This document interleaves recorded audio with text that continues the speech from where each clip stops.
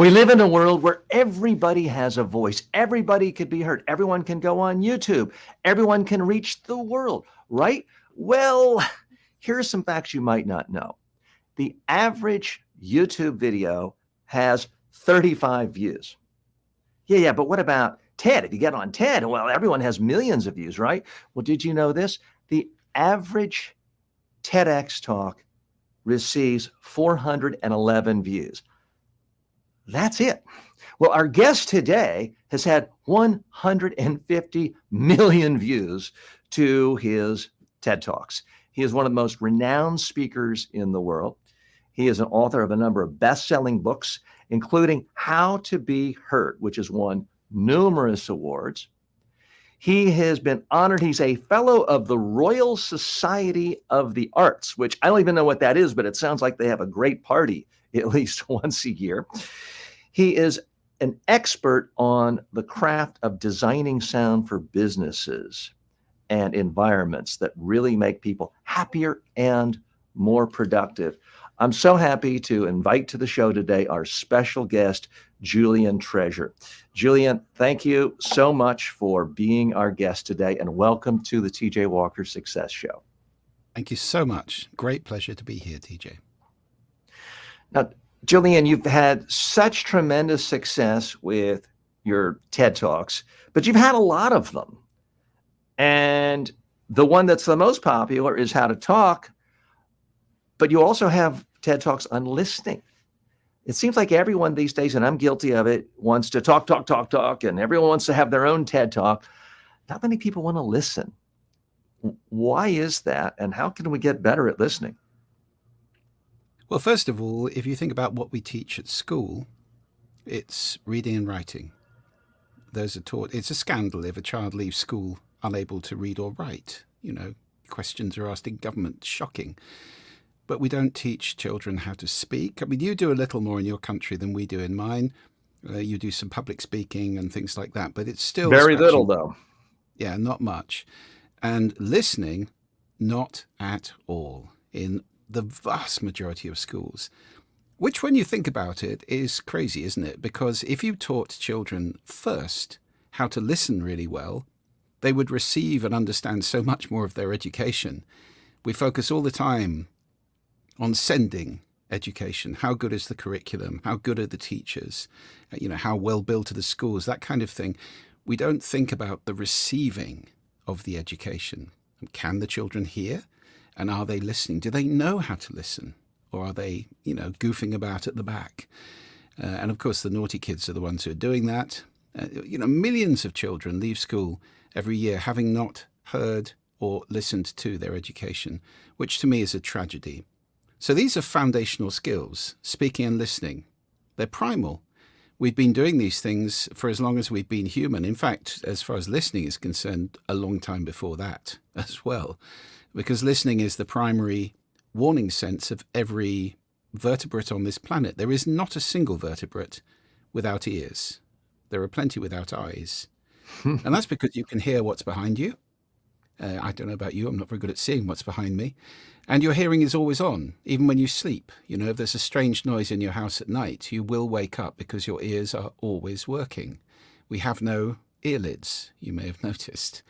So that they're permanently on. We have this sense which protects us, gives us a sense of balance as well, and tells us so much about our environment. The little noises around you tell you how big the room is. Is there anybody else there? Is there anything else happening around you?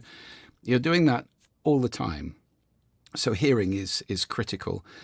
Of course, listening's different from hearing. And that's a very important distinction that we need to make. When your ears are working, so you're hearing all the time, depending on if you've got hearing damage. And that is now something which is affecting vast numbers of Americans. I mean, countless millions of people have got noise-induced hearing loss from industrial noise or simply from putting headphones on and having them way too loud. That's destroying the hearing of many, many teenagers now. So if you can hear... Let's talk about that hearing problem. I'm going to violate one of your 7 deadly sins and be negative. But there is a restaurant right next to my office here in Palm Beach County in Delray Beach. And it's a great restaurant, great food. The music is so incredibly loud, it hurts my ears. I've been there for lunch before. I was the only person there. And I said to the manager, hey, would you mind? Can we turn the volume of the music down? His response was, no. It was their corporate policy. And I have to guess it was because that attracts a young, hip crowd. And they want to keep out guys who have a hairline more like mine or yours because our ears can be more sensitive. And quick program note, Banner, we're on Amazon Live. We are, Ben, I'm talking to my producer. Ben, I need a thumbs up if we're on Amazon Live because I do want to, okay. So go ahead and join us for Amazon now, Ben, because I do want to let the people we promised know that when and how they can get Julian's book. So can you just come on for one moment and let us know? We typically have that going on right at the beginning. So Ben, are we on? Okay, we are set now. Okay, so go ahead and just give us a quick countdown. We're going to incorporate this and get some good plugs in for Julian's books because people want to know where they can get them and how. Okay, Ben, are we on? Okay, we are set now. So you can take me off so that I can count down. Yeah, go ahead and give us a countdown. Okay. 3, 2, 1. Okay, well, special welcome to our friends on Amazon Live. We have one of the top authors in the world and certainly one of the most renowned experts on speaking, the power of voice, and the importance of listening.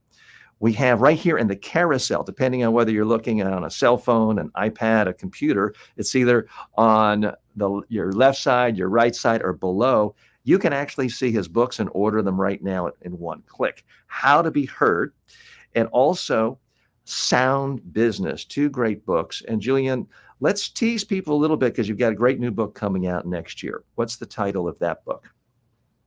That's called Sound Effects. And this one is about the relationship between human beings and sound, how we affect the sound of the planet.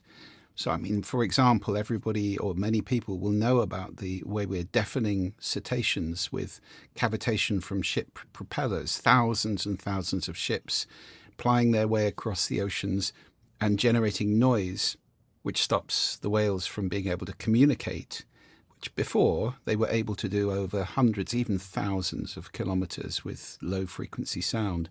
So that kind of effect is happening. We're doing this all over the planet, affecting wildlife, affecting even the planet. So it's about our effect on sound and also, very importantly, sound's effect on us. There's a huge amount we can do with sound, and there's all sorts of impacts on us as individuals, which, if you can become aware of, mean that you can take responsibility for the sound that you're consuming.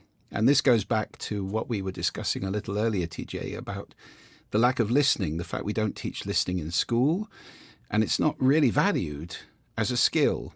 More people want to be heard than want to listen. That's not only 5 times as many people have watched my TED Talk on speaking as on listening, but the research shows in organizations, for example, they're putting at least 5 times as much resource into sending as they are into receiving. You know, when you talk about corporate communication, you immediately think of advertising, marketing, social media. It's outbound, outbound, outbound. Very little of it is about listening to the customers, listening to the staff, and taking all of that in so that you can improve your processes. I mean, I'll tell you, one example of this that drives me mad, and I'm sure many, many of the people listening to this and watching this, you phone up with a complaint, and when you finally get through the press 1 for this, press 2 for that, the endless, and the 20 or 30-minute waiting time, you get through to somebody whose only interest is really to give you a palliative and make you go away. Okay, sorry you had that. Here's 10 free thises, or here's a discount on your next that. Well, I might just have given them a suggestion to improve their entire business, which could be really crucial, but it gets stopped at that point, never gets further than that. There's no process for asking the question, wow, is that a good idea? in which case it goes back to our good ideas department. Nope. So that's the kind of lack of listening which is damaging profitability, sales, customer relationships all over the world, especially on the telephone, of course. And I'm guilty of that myself sometimes, because I am trying to listen to a guest, but I'm thinking about, oh, who do I have next? Are we going to a commercial? In the case of a moment ago, I wanted to listen to you, but I also wanted to listen to our audience and be respectful of them. Sarah writes, I think sound is more pleasant to the ears when it's low volume and subtle in its tone. Not only is sound powerful, it can be healing. I do want to point out to our viewers, if you have a question for Julian, we're happy to listen to you. We don't have to listen to me the whole time. You can post your questions right in the comments or on the Amazon Live page. You can also push the button for StreamYard and share the screen and talk to Julian directly. I understand he's a pretty good listener. Sorry to interrupt, Julian. Please continue. All right. I try to be a good listener, TJ, but as you said earlier, we're all human beings. I have a wonderful fiance who is very fond of reminding me, you are supposed to be a world expert on listening. And I get that quite often. So it's very hard to be a guru to one's own immediate family members, isn't it? Very much so, yes. And in answer to Sarah, yes, I think sound can be much more pleasant when it's more subtle, perhaps. Although people who go to clubs or, I think the loudest gig ever recorded was Kiss in the 90s, I think, or the early 2000s at 130 something decibels, which is actually hearing damaging for, if you're in it for more than a few seconds. So everybody went to that gig probably lost a bit of their hearing that night. Well, some people like that, and there are times when loud sound is euphoric. When your team scores a goal, you don't want everybody just to be going, no, you want that roar, you want the adrenaline. And indeed, I think, I've seen a few basketball games on TV. The noise is part of the experience, isn't it, in that sport, in your country? So, noise can be positive, or loud sound can be positive in certain circumstances. But certainly if you're talking about the very health-giving sounds of nature, wind, water, birds, then I'd rather be listening to gentle surf or a babbling brook than a mighty waterfall or vast waves crashing. There's a kind of violence about those sounds which is intimidating and not necessarily very pleasant, especially over a long period of time. So Julian, I'm sure you follow the trends too. There's a new book out by Jonathan Haidt, The Anxious Generation, where he documents how children today are essentially going from a play-based childhood outdoors, playing unrestricted in nature, to an indoor cell phone screen-based childhood. Kids are just simply not hearing nature. I try to go for a walk on the beach every day without a cell phone. People think I'm crazy. What do you mean you don't have earplugs in? What do you mean you're not listening to a podcast every second? Yeah. What do you see with these trends, and how can they be altered? Well, there is a counter trend. It's got a Japanese name, Shinrin-yoku, which is forest bathing, and is becoming enormously popular in the Far East. And I know there are now Shinrin-yoku forest bathing centers across the USA as well. There's another movement, which is Quiet Parks International, who list the quieter places in the world if you want to go and experience tranquility in nature. And they have a website displaying many of those places. So there are countermeasures here. It's not all about, stuffing yourself full of content at every moment. We have this FOMO in the world now, which I think is very sad. People sitting in bed next to their partner at midnight doing email. People, as you say, walking through a beautiful forest with headphones in, listening to somebody speaking. What a tragic waste of gorgeous sound. So we spend 95% of our lives indoors now. And, whilst I think you're right, many children do spend less time indoors than many adults. They're certainly not sitting in hermetically sealed air-conditioned offices all day. Nevertheless, we have to watch out for this. And that's really what my next book is about. It's a paean to listening, a plea for everybody to listen and not to miss those beautiful sounds, because sound is extraordinary, amazing, rich, and something that we spend a great deal of our time ignoring now, especially in cities. We get used to suppressing our consciousness of sound because it's mostly noise. It's not nice. It's traffic noise, aircraft noise, construction. It does remind me, but back in, it was probably 1984, I went and knocked on the door of Tony Schwartz in New York City, who was a renowned expert on sound. He made political TV commercials, but he made entire albums just about city sound. So he would go around with a recording. And he was nice enough to grant me time just as a college kid, telling me about his craft. I mean, there are interesting cities and sounds in a city, as long as it's not deafening, right? Yeah, absolutely. Well, many people love the sound of their city. Each city has its own voice, but it does get out of proportion. You know, if you have ever been to Mumbai, for example, when it's cacophony, you have the scooters, which have all got blown exhausts or the silencers removed, going through streets at huge volume. Everybody drives with their hand on the horn. In India, it's a tradition. And then you have street parades, banging drums and letting off fireworks and stuff like that. There are people trying to mitigate this now. There are movements where they're trying to create quiet areas. So, for example, in New York, you've got the High Line, which is a beautiful walking space. Fantastic. And it's quiet, you know, it lets you, as long as there's contrast, you know, some parks, some places where you can go and experience a little bit of tranquility, then it's not too incessant. But there are many cities in the world where that's not the case. And, you know, in my book, I've got a table of the loudest cities in the world. And unfortunately, most of those are in Asia at the moment, where, you know, people are much keener on progress than they are on the environment around them. And they're not conscious of the way in which sound profoundly affects our well-being. You know, living By the way, in if you're noise interested in Julian's next book, all you have to do is click on the links below to his current books that are available, How to Be Heard, as well as Sound Business. And then you can find his author page on Amazon. And then you'll be given updates on when the new book is coming out. Julian, are there other ways you'd like people to stay connected with you so they can find out about this next book? Well, yes, I have a Substack, actually, which I post on very regularly, and I'll be posting chunks of the new book on that over the next coming few months, and talking indeed about its publication date as we get an actual date. It'll be out in spring in America, published by Grand Central, and in Europe, published by Quercus. Okay, well, that sounds like something that's got to go in every communicator's library right away. Ben, let's see if we can find his Substack and post that in the comments now. Ben, if you could just find, can you just search Julian Treasure Substack and find that? Yeah. Great. We'll put that in the show notes as well as in the comments. More comments have come in. This one from Janice at Unconventional Advice. She says, never thought about this for complaints response as a palliative.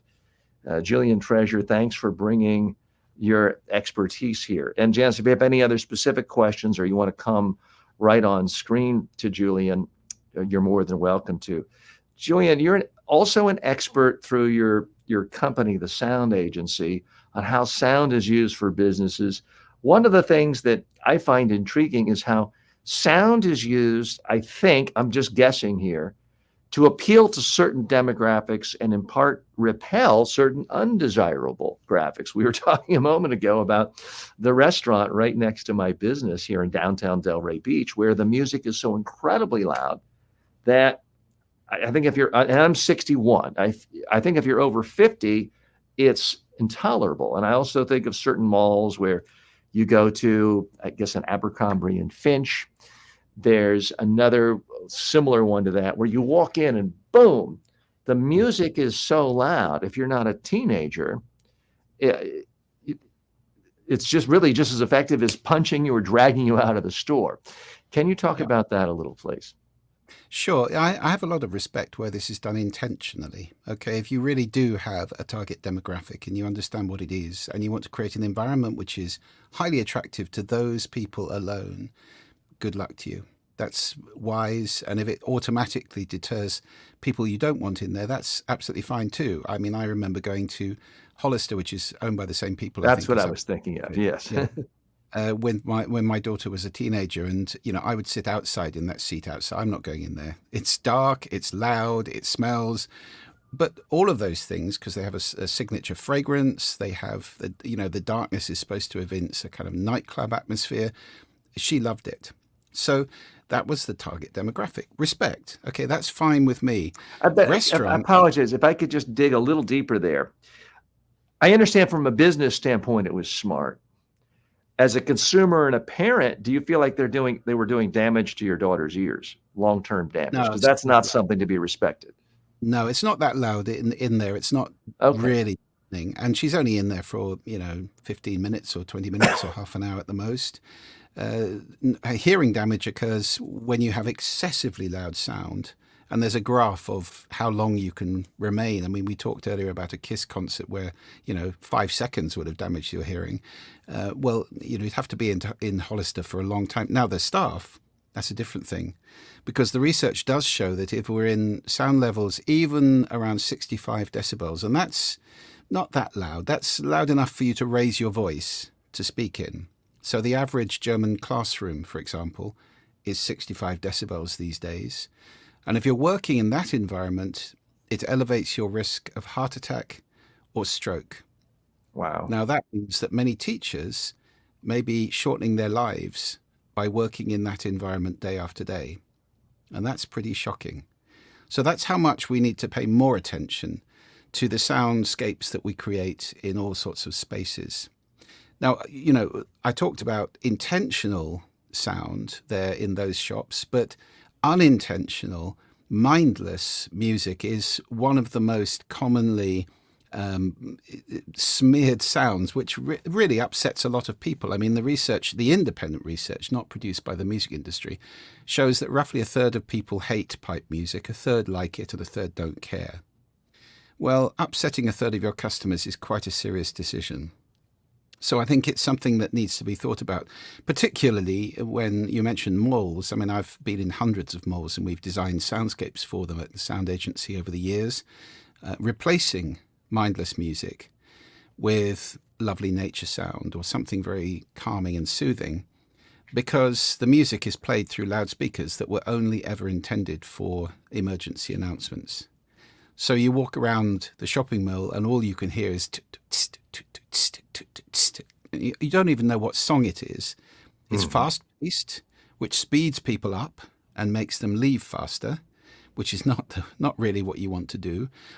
So it's completely stupid in many cases, and it's just done because everybody else does it. So it's there's no science behind it. If they read the research and understood the subtle ways in which sound changes our bodies, heart rate, breathing, hormone secretions, our feelings, think of music and how powerfully that affects us, our ability to think. Noise is the number one problem in modern offices because of somebody else's conversation interrupting your train of thought. And our behavior, sound changes how long we stay in places, how good we feel, and even what we buy. Well, if they understood all those things, people would spend a lot more time being careful about the sound that they put into any space, because it has a huge effect. Let's talk about your space, Julian. If we walk into your home or your office when you're not doing an interview like this, what do we hear? Silence. I'm actually a big fan of silence. Now, it's not a sound that is often encountered in modern urban living. And if you can get it, I do recommend everybody should have a little bit of silence every day, just maybe 2 or 3 sessions of 3 or 4 minutes, where you can sit quietly and let your ears recalibrate. So in my home, silence, although I have a 2, nearly 3-year-old daughter who definitely isn't silent, and that's a joyful noise. So there's no rule about silence, but it is quite quiet here. And Orkney, which is where I live, and that's what's behind me, a picture of Orkney, is a wonderful place. Not always silent, but very much just nature. It's very easy for me to get away from what I call in the book anthropophony, the noise of human activity. So there's no chainsaws, leaf blowers, very few aircraft flying over, and it's easy to get out and just hear the sounds of wind, water, and birds. Well, it looks and sounds like a beautiful place. Let's talk about daughters a minute. I want to pick your brain for advice. I have an 11-year-old daughter, and when she's studying, she tells me, oh, I study much better listening to Taylor Swift. We have a bit of a battle here. I say, look, you can listen to her. When you're studying, let's just have silence. But I've also read research saying that certain types of classical music with a certain slow beat, Vivaldi, things like that, can actually enhance thinking. Can you give me some guidance there? Huge topic we're going into. Let me try and summarize it. First of all, the Mozart effect, which came out of a single book by a guy called Don Campbell, was an extrapolation of a single study, which nobody's ever repeated, which kind of has been exaggerated to indicate that listening to Mozart makes you smart. Well, that's not true. The whole baby Mozart thing has been thoroughly discredited for the most part. It's not true. There's certainly there's sound that can help with concentration, but it's very individual. Okay, so there may be somebody in the world who can concentrate far better with loud death metal music playing. Probably is. That's not me, but there may well be. So first of all, excuse me, we have to say this is very individual. Secondly, music tends to be quite a dense sound, by which I mean there's a lot of information in it, and it's calling for your attention a lot, especially if it's got vocals. Mm-hmm. So most music is made with the intention of being listened to, not being a background sound. You don't get people hunched over mixing desks in recording studios going, let's make something nobody's going to listen to. That's not the intention. So when you play music, you are taking cognitive bandwidth up, and it's quite a lot of it. So the answer is your daughter will be less productive with music playing unless it's, for example, very ambient music, very slow moving, or music that's made intentionally to be to help you to work better. But Taylor Swift is not that. So she'll be less productive. However, she may do the work at all, and she may do it for longer because she'll be having more fun, and it may make her feel better about the work. So there's a balance to strike here. You might get more done. It might take a bit longer, but she will work longer because she's having fun. And, forcing somebody into an environment where they don't feel comfortable and saying you will work like this creates a negative cycle there, which may not be particularly productive in the long term. So the most important thing, I think, is that this is very personal. And my advice to anybody about work and sound is to experiment, to play around with different soundscapes. I mean, birdsong is particularly good for many people because most people feel secure when the birds are singing. Normally when the birds are singing, things are okay. If a bad thing is to happen, typically the birds go away and stop singing. Like before a tsunami, that's been often recorded. This eerie silence descends. And also, birdsong is nature's alarm clock. It's time to be awake when the birds are singing. So it tends to evince a state of mental alertness and physical or emotional security and comfort, which is a very good state for working. So that's a good one to try. Try different sorts of music, try different sorts of nature sound. And, there are wonderful sites out there. My favorite is, and I don't get paid for this, my favorite is a thing called mynoise.net, which is a magnificent sound where you can, site where you can play with all sorts of sound and create your own favorite mix of lovely sounds to work to. So mynoise.net? Yeah. Okay. Ben, if you don't mind posting that in the comments section, mynoise.net.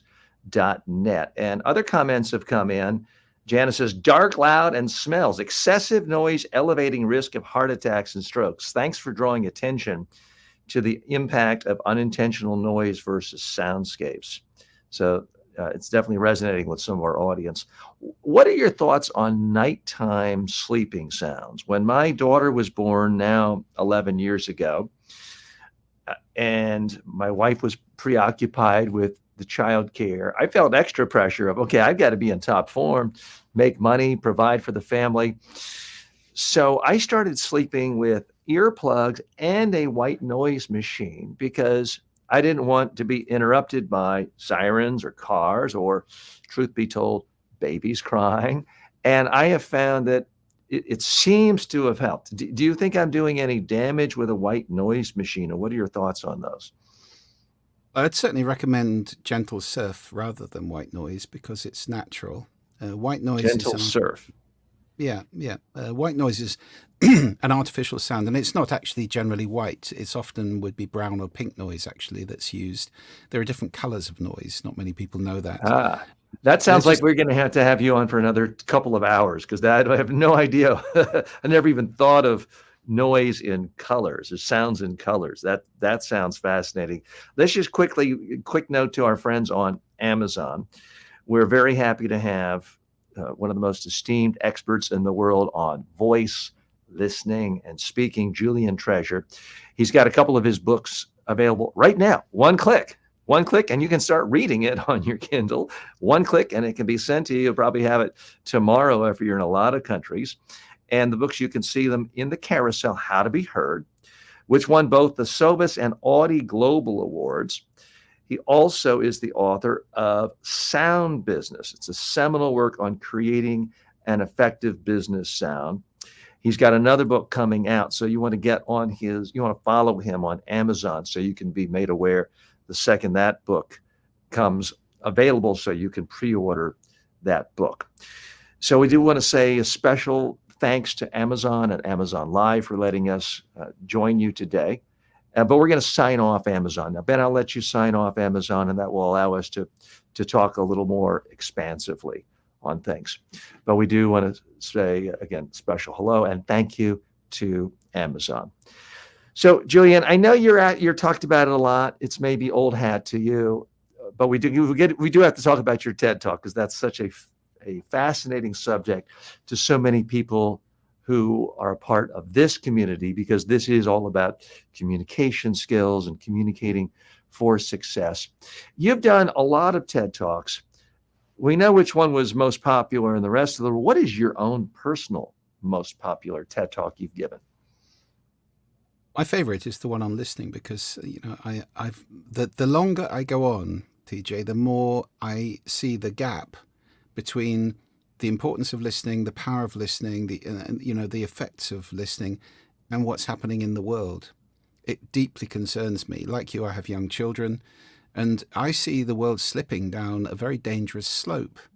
Because if you're not listening to people and you're not understanding people, especially people with different views, then you're in danger of getting into this kind of siloed mentality that we see more and more, polarized politics, caricaturing people, demonizing people, and down that slippery slope, you then get into violence, you get into, the kind of ISIS view of the world, which is disagree with me and I'll kill you.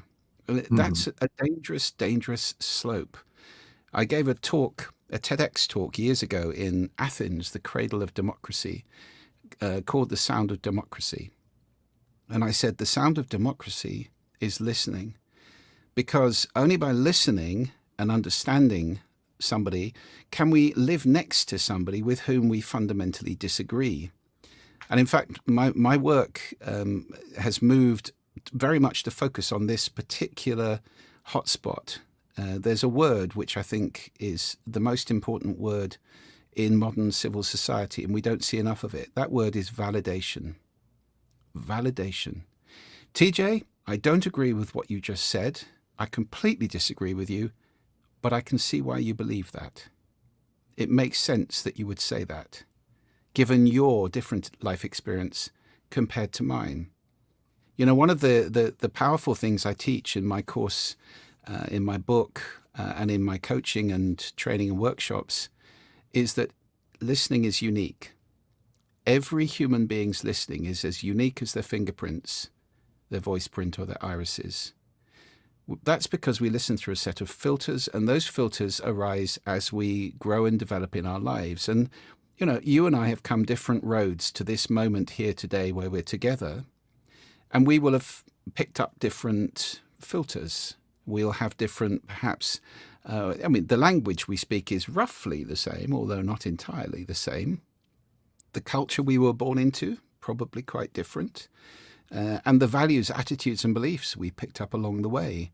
You will have picked up yours and I mine from teachers and parents and friends and role models and so forth.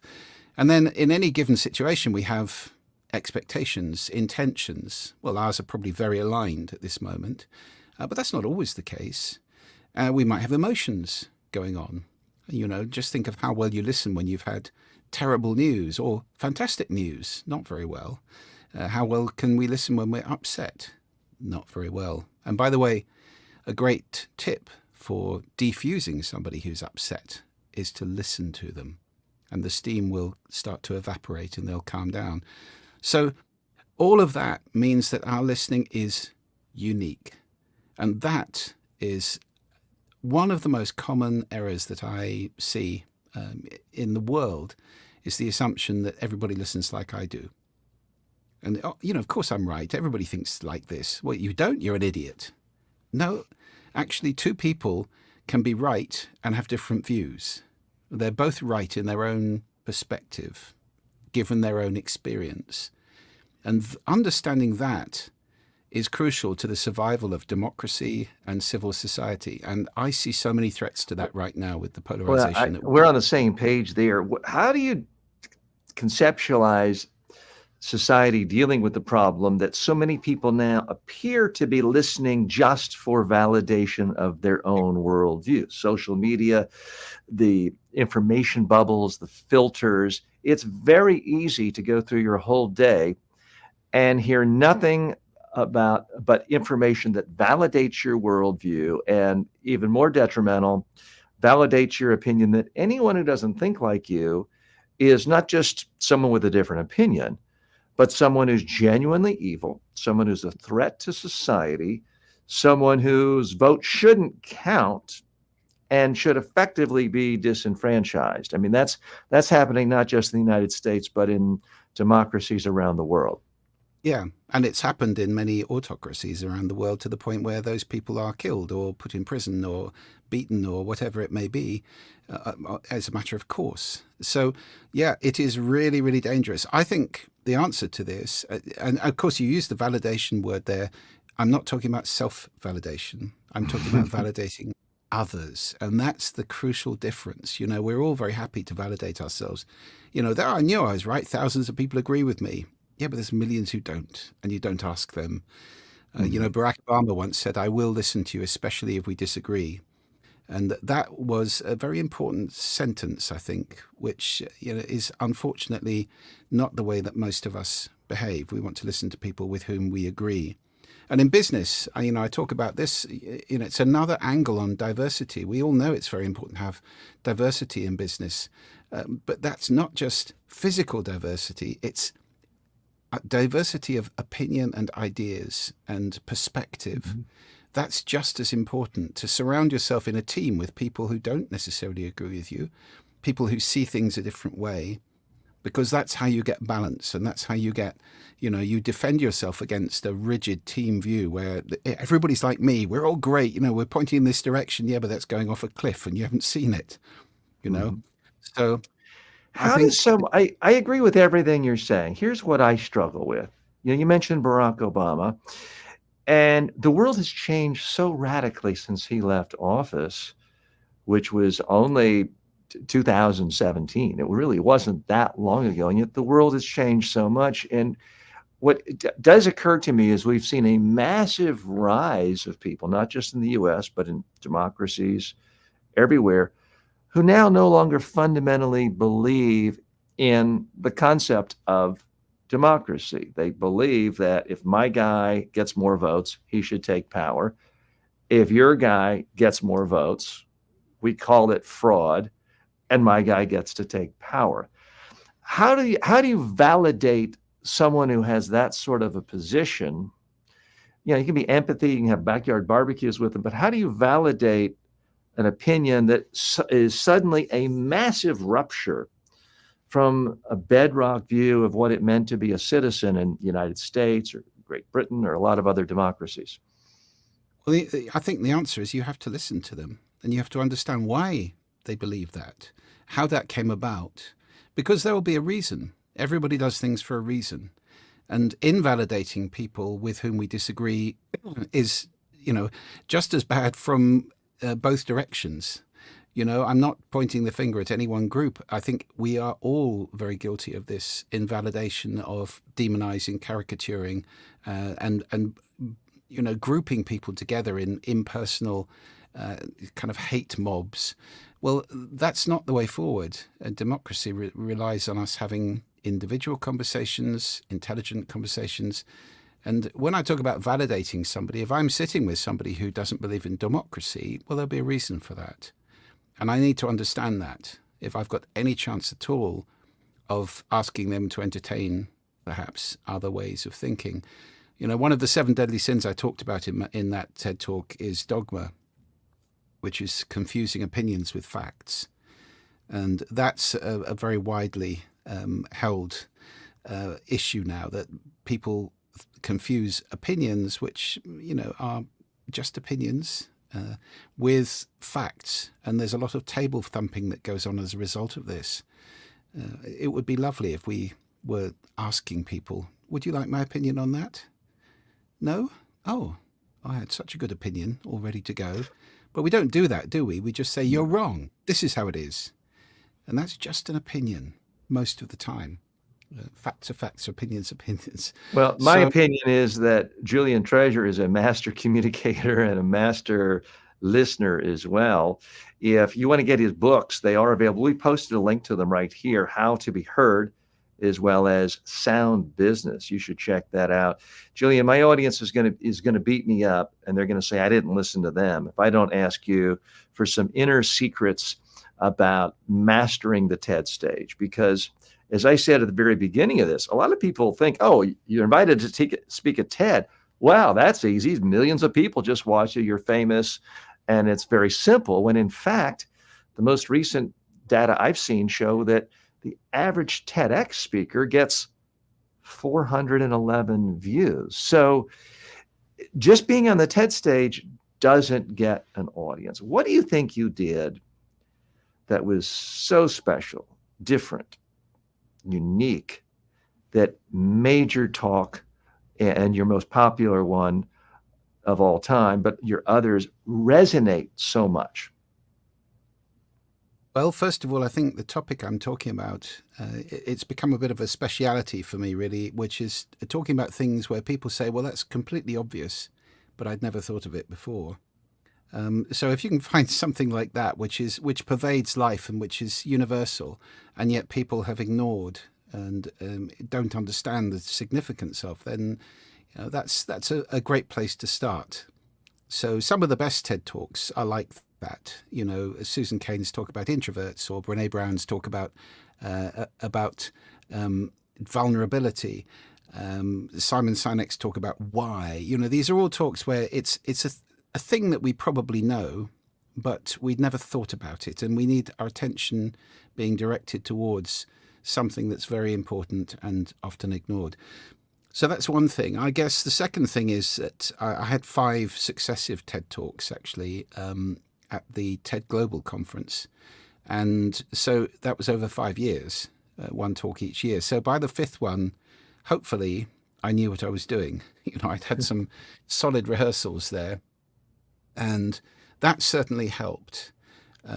If you're going to try and do a TED Talk, and TEDx is a very good way. I mean, of course, that's it's a different thing. TEDx, there are thousands of those across the world. Where Chris Anderson, it's a very brave thing he did. It's like Rolls-Royce saying, "Yep, you go and make your own Rolls-Royce. Just put the badge on the front. Here's a few rules. Over to you." And there's not many brands that would do that. But TEDx is hosted by local people, and they have to film them, and it's easier to get a TEDx talk because there are many more of them. Yes. So if you want to get a TED Talk, that's a good stepping stone, because TED watch all of the TEDx talks. They're always looking for good speakers with an idea worth sharing, with the capacity to deliver a talk that's captivating and interesting. You can apply directly to do a TED Talk as well. There's a form on their website, and people often don't think about doing that. But if you've got something important to say, they're looking for you. They're not, it's not a castle with ramparts and fortifications. They want to find great talks and great speakers. You need to have some What's video. your favorite TED speech of all time that's not your own? Oh, well, Ken Robinson. I was lucky enough to meet Ken a couple of times at TED. A wonderful, funny, humble man, much missed now. But I still love his talk, and the On story creativity. About how we are educating creativity out of children, and how it's the most valuable thing we should be educating them into. With that wonderful story about the little girl drawing a picture of God, and the teacher says, "But nobody knows what God looks like," and the girl says, "They will in a minute." And it's just fantastic.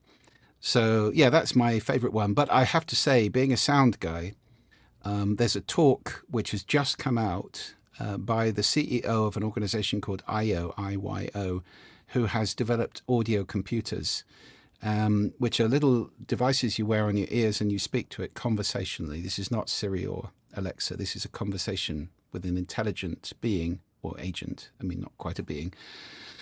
It's the future of computing. It's really exciting.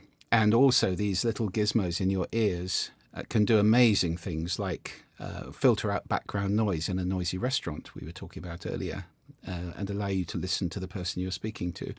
So that's a very exciting one. That's up on TED right now. I'm sorry, I'm not sure I quite understood what you were saying. Does it let you listen to people in other languages, or just filters out background sound? You can. So let's say you're sitting with somebody who's speaking in Spanish in a noisy restaurant, and he actually does this demo. He does this demo in the TED Talk. It'll filter out all the background noise, and then you say, "Okay, can you let me hear Pedro in English now, please?" And it'll Got it. That is exciting. Translate. It's like the Babelfish in The Hitchhiker's Guide to the Galaxy. Yes. Here, I'll have to check that out, because I have family members who only speak Chinese, and I don't speak any Chinese, so that would be very helpful. We've had other questions coming in, wanting to know, what is it that made you realize the strong impact and influence sound has on a person's mental state? That's a question that came in from Sarah. Well, in really thinking about sound for very, very, very long time. I mean, I'm a musician. I have been since I was very young. Musicians listen to sound in a slightly different way, I think, because if you're playing in a band or in an orchestra, you've got to have multi-track listening. You're listening to all the other instruments at the same time.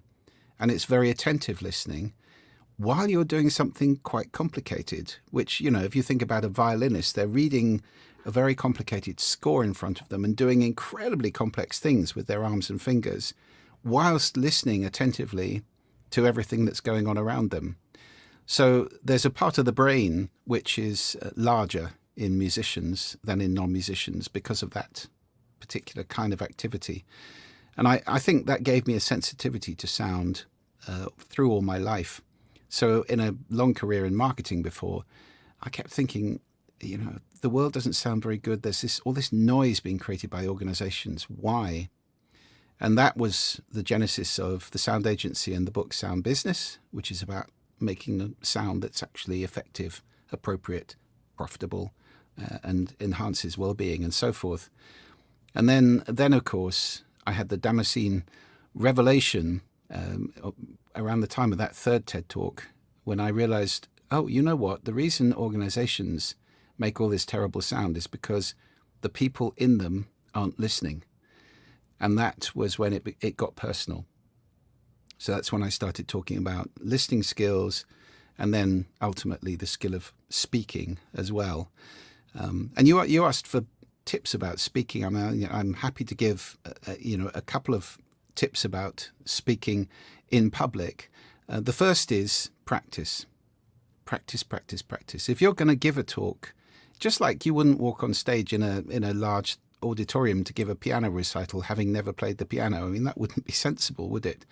So if you're going to give a talk, practice. Join something like Toastmasters International, or get a buddy group together with your friends and practice standing up in front of people and talking. It's like riding a bike. It's like doing anything. You'll become more and more confident the more you do it. How many times would you say you practiced or gave different similar versions of your most popular TED Talk? Because a lot of times people they think of it as, oh, you just go up there and you wing it, or you wrote it out the night before. Was it hundreds of times or different versions of it, or you workshopped it? Did you practice on video? Tell us about all the refinements you made before you got up there and did it. Well, by that stage, I pitched it to the team at TED, and what I pitched to them actually was more substantial than what I eventually gave, because I wanted to run it on and talk about presentation skills as well.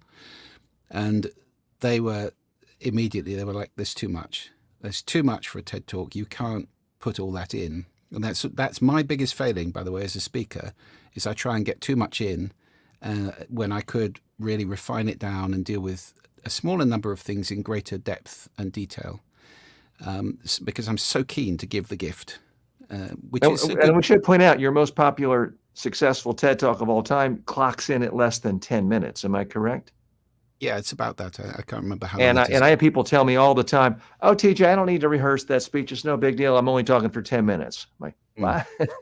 Well, TED made it, the typical TED Talk is 18, but they made it 10 to 18 minutes because it's too long to busk. I mean, I've seen even famous people stand on a TED stage thinking that they could just stand up and talk, and it's gone really badly. Mm-hmm. So it is very important, especially if you've got a short space of time. It's important to think about exactly what you're going to say. So what's the big idea? What are you trying to put across? And what do you want people to remember? What's the journey you want to take people on? Where are they at the beginning, and where do you want to leave them at the end? What's your intention for yourself in this? And what's your intention for the audience? So intentions are very, very important.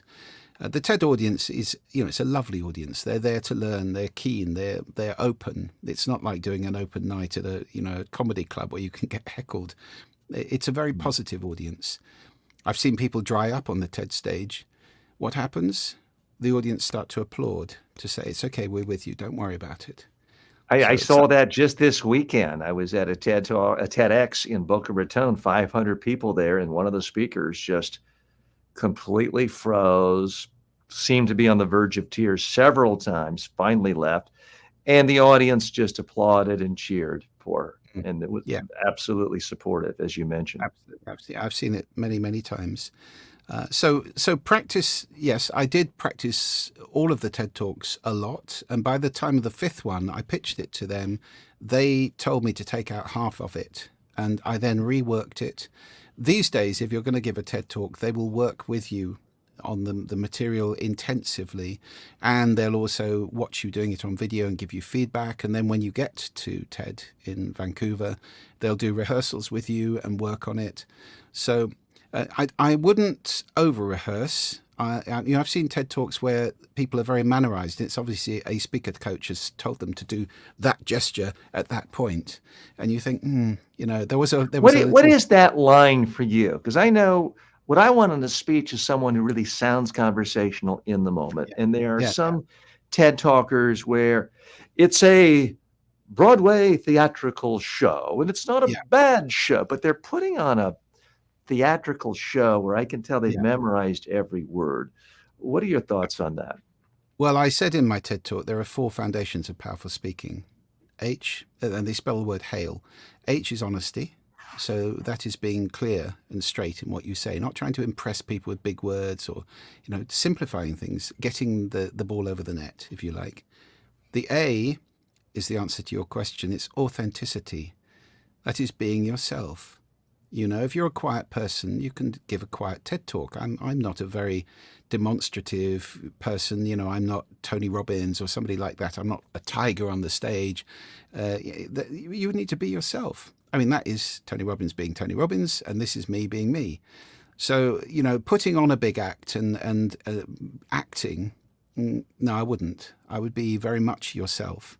The I of HAIL is integrity, which means being your word. And that's not necessarily for TED Talks, but it's about conversation, about leadership. If you say it, it happens. You follow through. You cash the checks you write. It's important that you do not say things and then fail, because otherwise your words evaporate very quickly. And the L, love, by which I mean wishing people well. And I talked earlier about giving the gift. And that's a great way to walk on stage. You know, one of the secrets of great public speaking is it's not about you. It's about the gift you're giving to the audience. You're there to give them that gift. You've got something of value. They're sitting there. You're going to give them that with joy and love and well-wishing. And that is a great place to be when you're standing on a stage, because it forges a connection with the audience that is so much deeper than I'm going to impress the socks off you and get a lot of applause. Well, people can see through that generally. And that tends to lead to the kind of over-performance you just talked about, I think.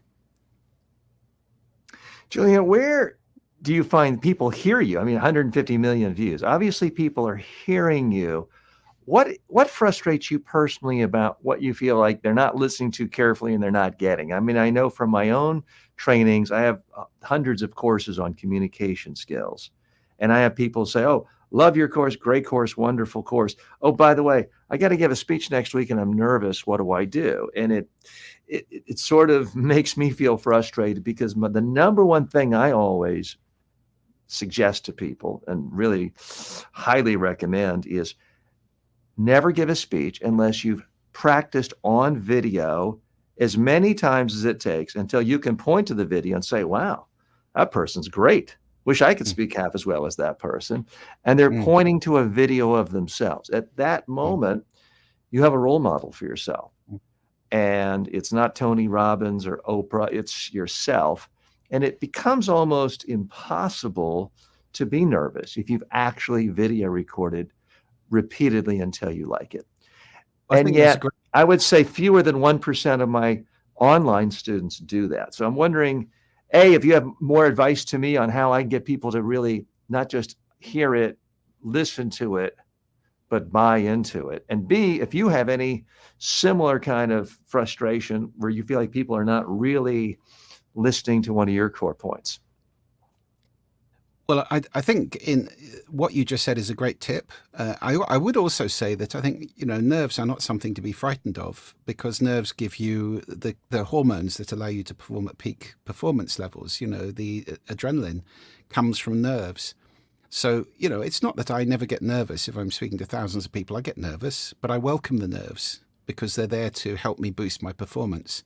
Making nerves wrong, that's a big problem. Oh, no, I'm nervous. That's terrible. No, it's great. It's great. I'm nervous. I'm really up for this. So, I mean, that's another thing. And breathing, of course, can help. But I absolutely agree with you. If you practice something, and I think my very first TED Talk, I did it so many times. My daughter, who was like 8 at the time, my older daughter, she knew it as well as I did. But it must have been 30, 40 times to her, using the TV behind me as the screen. She was the audience. That meant that when I stepped onto the stage to deliver that talk live, I didn't have any fear about losing my way, and I was able to jazz with it. I never read. I don't believe in reading, writing. I think you've got to be awfully good if you're going to have a podium in front of you or lectern and read words and make it connect with an audience. Apart from anything else, you're looking at the words, not the audience.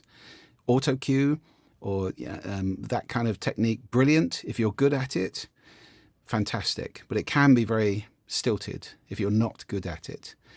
I like making it up as I go along, but I use slides which tell me what the next chunk of content is. And I know my content well enough that you know, I can stand there and do that. And I think that's a great way to speak. So you said conversation. I completely agree with you. And whatever tool or technique you have to use in order to make sure you don't lose your way, which is people's number one fear of public speaking, could be cue cards in your hand. Not a big piece of paper, because if you're nervous, people can see that one quivering big time. But maybe some cue cards, or maybe slides, or just a monitor in front of you with the structure of your talk on it that you can glance at from time to time. These kind of things give you that comfort. And did you have a monitor with just 5 bullet points, or what did you have other than your slides? I have, well, at TED, they give you a confidence monitor where you can see presenter view. So I use Keynote. I have a Mac.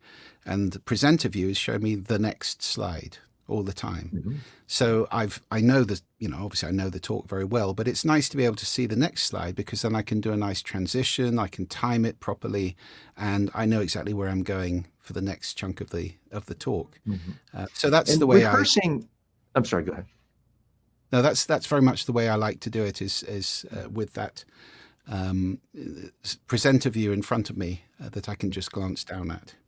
Rehearsing that many times, how did you keep from falling into the trap of, without even realizing it, going down the same track and it starting to sound memorized? Because you sounded very conversational, like you're just talking to me for the first time, which is Yeah, well, great. But how do you that, keep from falling into that trap? so that's like saying to Ornette Coleman, how do you not play the same notes every night? The tune's the same. And the answer is you be in the moment. You're being authentically in the moment, connecting, and you say whatever is true to you at that time. It's not going to be the same thing every time. I mean, I'll give the same basic talk twice to different audiences, but it's not the same because I'm emphasizing different bits, or I think of another a story or analogy or something. So it's always jazz. It's always jazz. And that's what I love about speaking, is being conscious, being in relationship with the audience like that. I'm never more conscious as a human being than I am on a stage with 1,000 people looking at me for obvious reasons. And I love that feeling of connecting with people in that way. So loving it, I think, is a good place to come from as well. If you're going to do public speaking, try to move out of the dread and start to think about the great benefits to you in terms of being a conscious human being and the gift you're giving people. And you can start to move into really loving the experience. We're speaking to the great Julian Treasure, who's the author of How to Be Heard, and known around the world for his record-setting views of his TED Talks on how to speak, how to be heard, how to listen, which if you haven't heard his one on listening, you should make an effort to go to that next. Julian, I want to close out our time together talking about the voice. You're also well known for speaking about the power of the voice. And I know with so many of my clients, people think that they can't speak well and they can't be on the stage because they think that their voice is uniquely bad, uniquely awful, and it sounds like any other voice to everyone else. Please share with us your top tips on how people need to think about their voice and how they can use their voice for maximum effectiveness when they speak. Well, I'm sure your courses will do similar things, TJ, but my course talks about the vocal toolbox, and that's what I went through in my TED Talk about speaking very briefly. The tools that we have to enhance our impact, which are things like the pitch of your voice. Now, we tend to believe that deeper sounds are more significant. So we tend to vote for politicians with deeper voices, for example. Well, you can practice deepening your voice. A simple exercise for that is put your hand on your sternum, your chest bone, and practice speaking so that you can feel the vibrations in your hand and your voice will go down, as mine just did there. If I'm talking in my nasal voice up here, it's perfectly nice and normal, but it's a lighter tone. And if I want to be really powerful, then I'll move down here and speak with more bass in my voice. So that kind of tip, to enhance your bass, to make sure you practice, it's like going to the gym. Exercise all of the tools in the toolbox, prosody, which is the sing-song of speech, and the gaps between the words. That's what gives us meaning. And you can practice if you tend to be somebody who's rather monotonous and doesn't have very much prosody or prosody at all. That's going to put people to sleep pretty quickly. So you can practice being really, really exaggerated with your prosody. Read a book like that. And it's like going to the gym and doing exercises. So next time you speak in public, you will have more capability, more range. The same thing true of volume. I used to do small group seminars for people, and I had people coming into those going, I am shouting. This is as loud as I can go. No, you just have never experienced it. So, getting that range of volume, of pace as well, going really, really quickly when you're excited, or slowing right down. Variety is the lifeblood of a good talk. Any kind of repetitive cadence or rhythm or tempo is going to lull people into a kind of a coma before too long. So variety is everything to me. And that's what to practice. Those are the powerful things that we can do. And that's very much what I teach people, and I'm sure what you do too. Mm-hmm. Well, I used to start a day of training, and they would come in, be nervous, put a camera on them. Hi, my name is TJ, and I'm here as the top engineer, and this is just the way I talk. We'd play it back, and it's kind of monotone, kind of plain flat. And so they would say that's just how they normally speak, and I kind of had to take their word for it. And then, a decade or so ago, I changed the pattern. I went out to dinner with them the night before. We had a glass of wine. And invariably, they have a full range of voice, full animation, constant change in pitch and timbre and pausing and volume, and they're fantastic. And what I concluded is most people don't have any problem with their voice. Their problem is they get nervous. When they're nervous, they stop doing all the things they normally do when they're relaxed and confident and talking to someone about something they care. So it's not about learning to use a voice differently. It's about just acting the way they normally do when they aren't scared. Solves the problem for most people, but there are exceptions. How else do you get people back to using their full range of voice if they are nervous? Well, again, I think welcoming the nerves is a big step. Breathing is the second big step. I talk about Bess, as you approach the spot you're going to speak on. Breathe, expand your awareness, get into a good stance, which is relaxed and not distracting, and smile as well. Mm-hmm. Because, when somebody walks onto a stage and smiles, you think, oh, this will be good. They know what they're talking about. They're confident. Nothing's worse than seeing someone come out to the lectern. Good morning. I'm happy to be here today. Today, their face says, I'd rather be anyplace else. Exactly. So, I think all of those things help. Practice helps, and preparing properly for the event helps. And then welcoming the adrenaline and just going and having fun with it. That's what it's all about. Well, Julian, you've certainly been a lot of fun. We really appreciate your time and your love and your honesty and your authenticity and your integrity. Thanks so much for being our guest today. If you haven't gotten his books yet, check them out. We've posted them in the comments. They're available on Amazon. If you've already watched his most popular TED Talk, which who hasn't at this point, I urge you, check out his others, especially the one on listening. Julian Treasure, thanks for being our guest today. TJ, thank you so much for having me.